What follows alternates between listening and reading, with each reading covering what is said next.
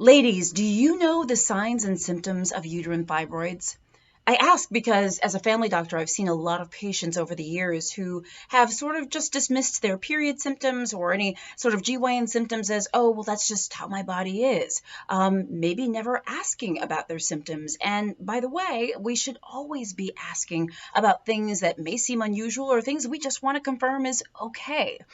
Uterine fibroids can be relatively common. Basically, fibroids, in case you didn't know, are benign growths. They're not cancerous, but they're growths that develop from the muscle of the tissue of the uterus.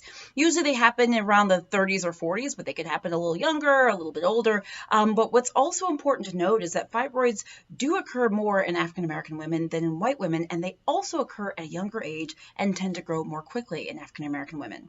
But the thing about fibroids that I really want you to understand is some of the symptoms that can happen. These are some of the symptoms that can occur with fibroids.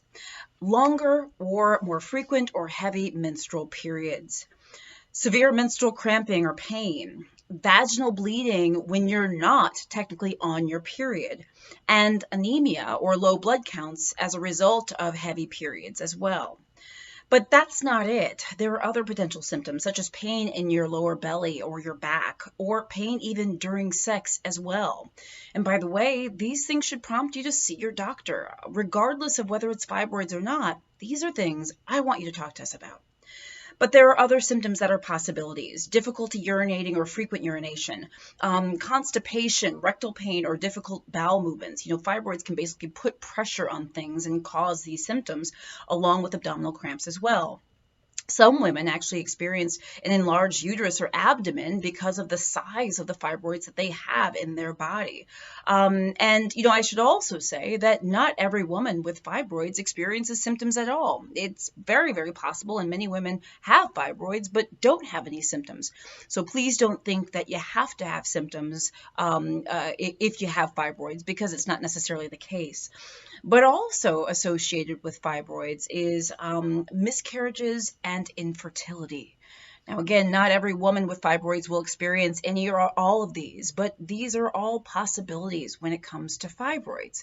And that's why I go back to my original point of, if you've been having symptoms or, extremely difficult periods, bleeding in between your periods, pain with sex, pain, pressure in your belly, your back, distended abdomen, by the way, regardless of whether you think your symptoms are due to fibroids or not, as I said before, all of those are symptoms that need to be checked out.